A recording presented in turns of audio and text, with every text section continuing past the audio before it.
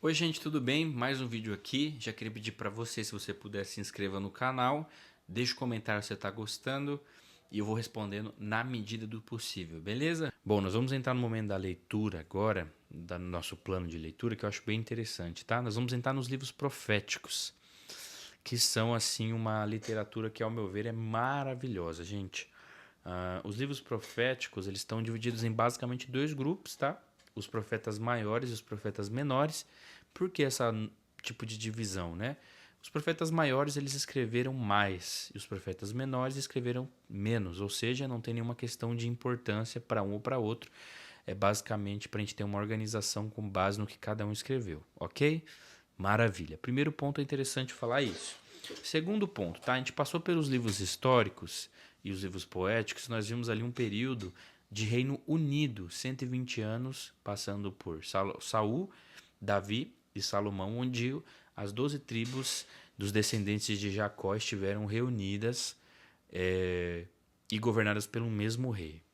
Bom, depois desse período vai começar a aparecer outros reis e o povo vai começar a se dispersar e se perder um pouco, até que as 10 tribos do norte, que ficam ao norte do território ali de Israel, elas vão começar a se misturar muito com os assírios, que eram um reino das regiões ali. Os assírios eles vão começar a notar a fragilidade da monarquia de Israel e vão começar a implantar sua cultura, entrar aos poucos ali. Então as 10 tribos do norte vão começar a se rebelar, lembrando que a capital era Jerusalém, que ficava no sul, e enfim, vai ter uma série de questões como, por exemplo, autos intitulados reis, acho que significa mais correto o texto, são pessoas que não eram um rei legítimo, mas que vão se autoproclamar rei de Israel. Tá? Então esse povo vai se perder.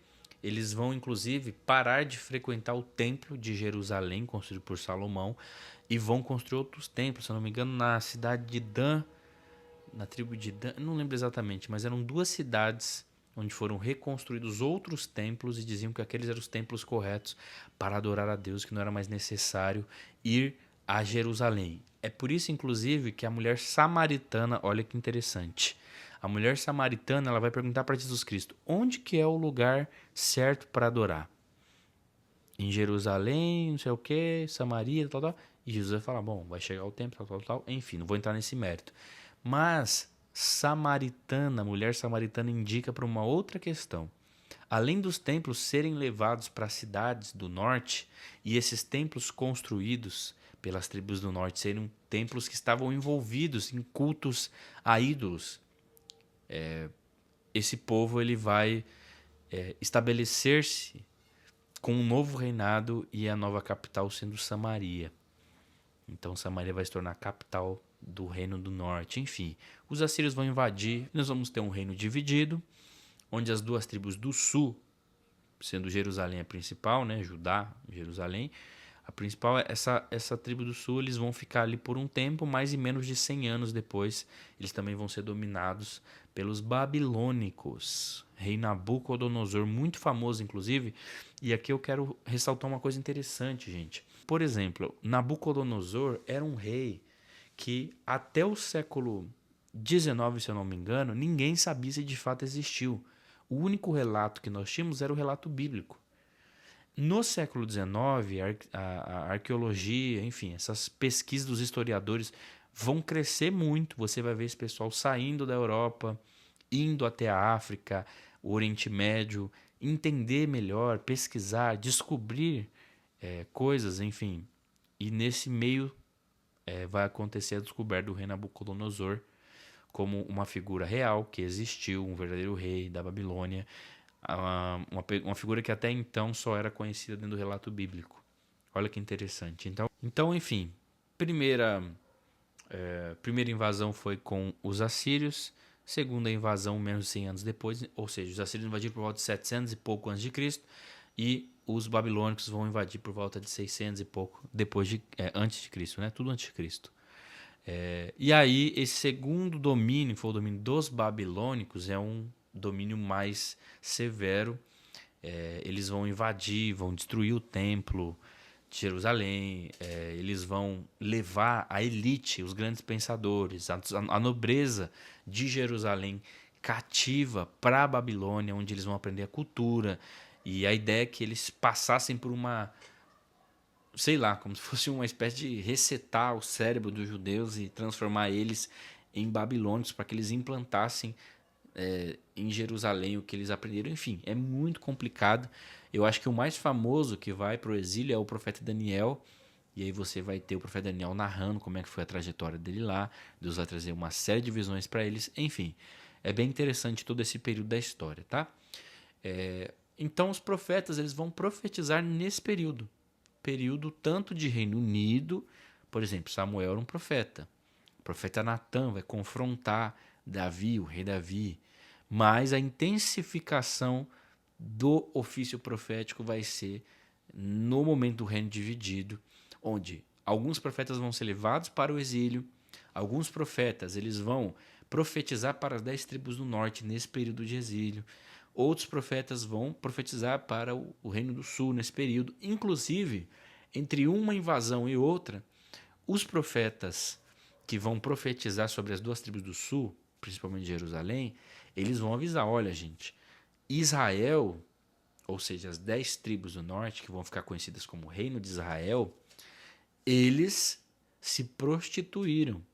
E vocês do sul, Jerusalém, tá indo pelo mesmo caminho. Olha que interessante isso. Esse tipo de profecia é uma das grandes questões que leva à briga dos judeus e dos samaritanos, que nós vamos conhecer no Novo Testamento. Porque os judeus e os samaritanos não se dão muito por causa dessa questão aqui, onde os judeus acusam os samaritanos de terem se prostituído e levado todo o povo hebreu para a desgraça. Mas os profetas também mostram que Judá, Jerusalém, também se prostituiu. Tá? Essa é a grande questão. Então a nossa leitura é Ezequiel 18 e Ezequiel 20. Ezequiel é um profeta que ele vai ser levado no exílio pelos babilônicos. Então ele vai ser levado mesmo, vai ser retirado de Jerusalém, vai ser preso cativo lá dentro do sistema babilônico e ele vai profetizar deste contexto, ok? Bom, no capítulo 18 de Ezequiel, Deus ele vai tratar com o povo sobre uma questão de pecado hereditário, maldição hereditária, bênção, salvação hereditária. As pessoas atribuíam as coisas ruins que aconteciam a uma questão hereditária que já vinha dos seus antepassados, assim como atribuíam também as coisas boas dos seus antepassados. Então, como Deus tem uma aliança com o povo, a gente está dentro da aliança, está tudo certo. Porém, o que Deus vai tratar no capítulo 18 é que assim, meu amigo, se o seu avô for um cara bacana, seguir ao Senhor, o seu pai não for um cara bacana, não seguir ao Senhor, e você for um cara bacana que novamente seguiu ao Senhor, cada um vai ser julgado de acordo com a sua vida, com a sua vivência, com a sua escolha. Então Deus deixa isso muito claro para que as pessoas entendam que cada um é responsável por si, cada um tem a sua parcela de culpa na sua história, e por isso a gente precisa sempre de redenção.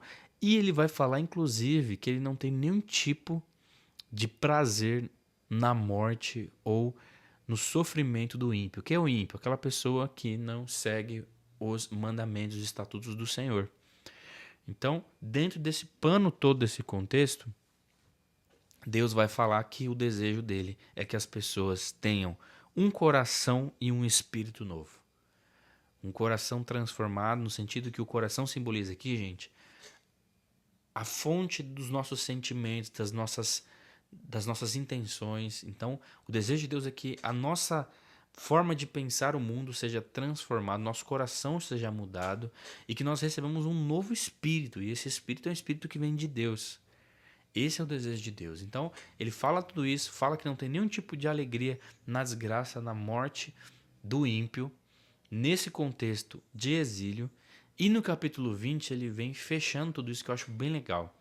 Porque no capítulo 20, ele vai dizer qual que é o pecado de Israel.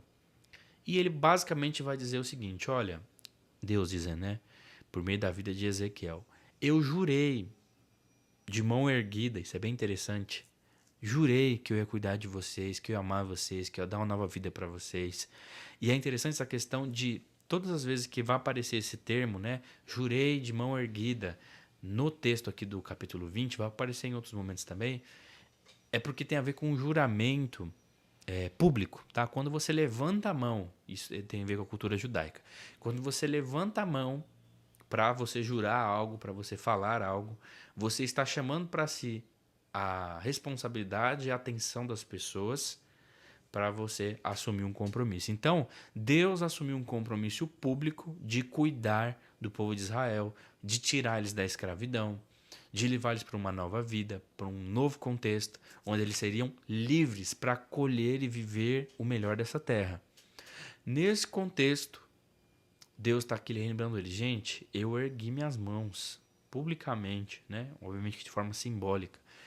Eu ergui a mão, fiz um juramento de mão erguida que ia cuidar de vocês, mas vocês se perderam. E ele vai falar que gerações após gerações foram se perdendo. Ele vai lembrar o que aconteceu quando o povo saiu do Egito. Ele vai lembrar o que aconteceu quando o povo entrou em Canaã, quando o povo foi para o deserto. Tudo o que aconteceu onde o povo foi negando a Deus na sua vida, no seu dia a dia, nas suas escolhas. E, olha que interessante, os dois principais pecados que vão ser elencados aqui, responsáveis pelo fato do povo se perder do Senhor e trazer sobre si a ira de Deus, e ira, quando eu falo aqui, eu gosto sempre de lembrar que a ira de Deus nada mais é do que a ausência da sua proteção, é estar à mercê das suas próprias vontades e das vontades dos outros. Então, a desobediência gerou isso, e aí os principais motivos são a idolatria, e também um outro pecado é o desrespeito, descumprimento do descanso no sábado, tá? Olha que interessante que vai simbolizar essas duas coisas, e é bem legal isso daqui. Bom, primeira coisa, não guardar o sábado. Qual que é a questão do sábado? Gente, era um povo que vivia de uma maneira escrava, trabalhavam todos os dias sem folga, sob um regime extremamente maldoso, violento. Deus os resgata e eles precisam entender, Deus estabelece um momento para isso, que eles vivem na dependência de Deus. Foi Deus quem os salvou, os restaurou, os tirou da escravidão. Então, uma das formas de Deus lembrar o povo disso é estabelecendo um dia para que eles não façam nada a não ser agradecer ao Senhor e descansar no Senhor. Isso é importante porque as pessoas precisavam se lembrar de que não era a força das suas mãos que os faziam ser livres, e sim o que o Senhor fez. Então, o descanso no Senhor nada mais é do que uma oportunidade, um momento pedagógico, onde Deus nos lembra, e lembrava aquele povo, que nós precisamos descansar no Senhor, porque é Ele quem nos mantém. Não é a força do nosso trabalho, é a graça de Deus que nos mantém. Essa é a grande questão. Vai ter gente que vai ter uma linha de pensamento diferente da minha, porque são pessoas que são a favor de guardar o sábado, mas está tudo certo. Cada um vive a sua vida, você faz a escolha que você quiser, você é livre. Não foi o que a Escritura disse?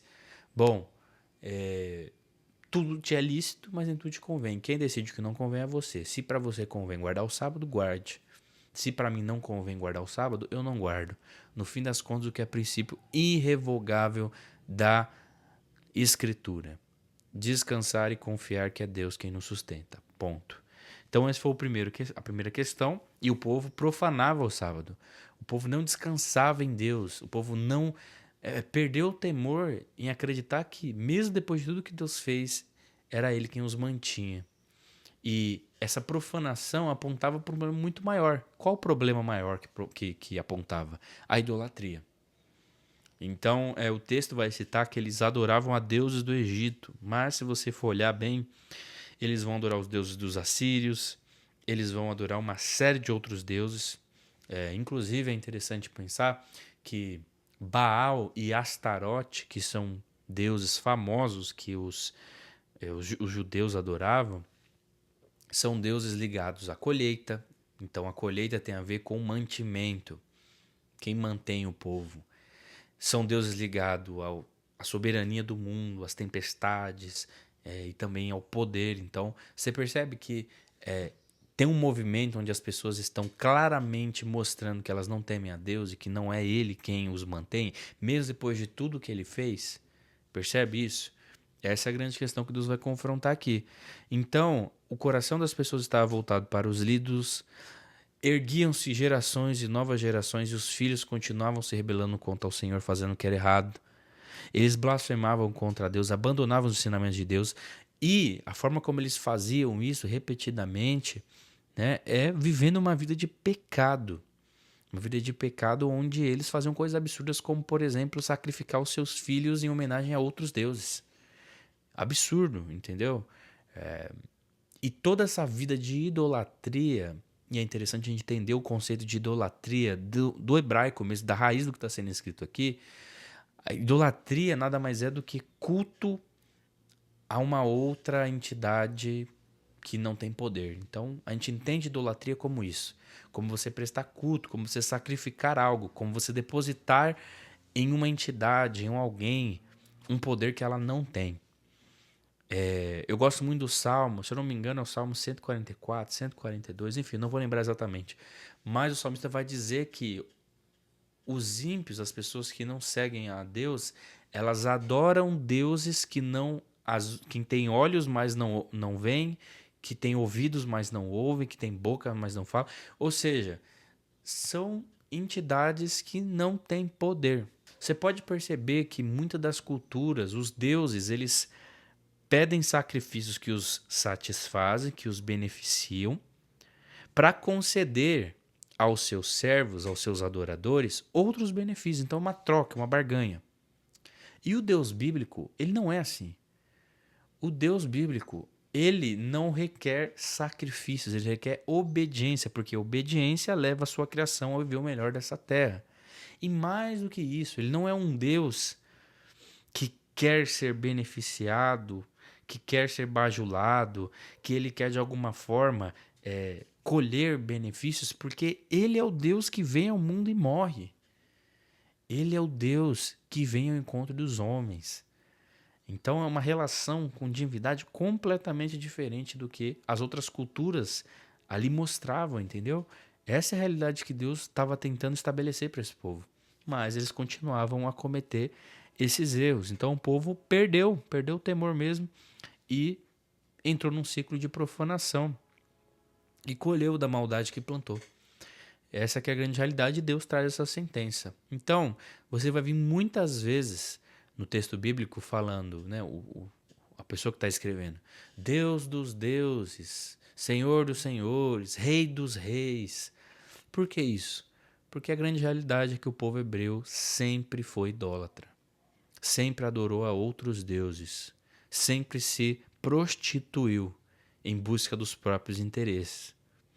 Mas Deus, que é misericordioso, da mesma forma que ele traz essa sentença, onde ele escancara o pecado, a idolatria, a não dependência, a não observância das leis, dos mandamentos, do cuidado de Deus, a não dependência do seu amor, ele vem também trazendo, renovando seus votos, dizendo que ele vai cumprir o que ele prometeu, ele é fiel à sua palavra, ele não vai deixar o povo se perder. Assim como o povo está lá, sendo exilado, sofrendo pelos seus pecados, pelos erros que cometeram, que levaram eles a um estado de fragilidade, onde eles se corromperam com outras culturas, chegando ao fato dessas culturas os subjugarem, Deus vai restaurar o seu povo, Deus vai trazer o seu povo de volta. E a narrativa bíblica é sobre isso, é sobre um Deus que é traído, que é maltratado, que é desprezado, é sobre um Deus que não é devidamente honrado por aqueles que deviam ser os seus filhos, aqueles a quem ele tirou da escravidão, mas que constantemente voltam a um estado de escravidão. E esse Deus, mesmo passando por tudo isso, ele continua vindo ao encontro do seu povo, restaurando, restabelecendo, reencontrando esse povo e ressignificando tudo que eles fazem, todo o mal que eles praticam, dando uma nova chance. E a Bíblia é sobre isso. É sobre novas oportunidades que vêm da parte de Deus. E eu agradeço muito, porque Deus não me julga de acordo com os meus pecados, mas sim, Ele estende a sua misericórdia sobre a minha vida. E isso é o que me trouxe até aqui, é o que vai continuar me mantendo. Então, meu amigo, por mais que você seja filho de Deus, por mais que você seja sacerdócio real, por mais que você seja cordeiro em Cristo Jesus, não se esqueça de onde Deus te tirou. Porque o dia que você se esquecer da onde Deus te tirou, você vai desvalorizar aquilo que ele fez e aquilo que ele faz e continuará fazendo na sua vida. Então, não se esqueça da onde Deus te tirou, porque no dia mal você vai se lembrar, e isso vai te dar força para você continuar com temor ao Senhor, caminhando, mesmo que nada ande da forma como você espera. Porque quando as coisas não vão do jeito como nós queremos, a tendência é nós cairmos em idolatria, profanando o sábado, profanando o descanso, profanando a certeza de que Deus cuida e nos sustenta e, consequentemente, tentando depositar em falsos ídolos a satisfação, a segurança e a realização das nossas vidas. Problema crônico, tá? E aí eu tenho um livro aqui, vou mostrar para vocês. Achei bem legal esse livro, chamado Deuses Falsos, tá? Do Tim Keller. Autor maravilhoso, morreu tem pouco tempo. Inclusive esse livro eu ganhei de uma pessoa muito querida para mim, né? Aqui a carinha do Tim Keller, para você que não conhece, ó, era esse senhor aqui. E eu ganhei de uma pessoa muito querida para mim, uma amiga minha, a pastora Camila. Ela me deu esse livro tem mais de 10 anos já. Não, mais de 10 anos não. Eu acho que tá para fazer 10 anos. Um livro maravilhoso que fala sobre idolatria, ou seja, tudo aquilo que você coloca como responsável pelo, vamos dizer assim, pelo sucesso da sua vida é um Deus falso. Olha que interessante o que o Keller vai falar. Os ídolos não são apenas coisas ruins, mas as melhores coisas transformadas em coisas absolutas. A gente volta no próximo vídeo para falar sobre a promessa de Deus revelada aos profetas, beleza? Um beijão, até a próxima.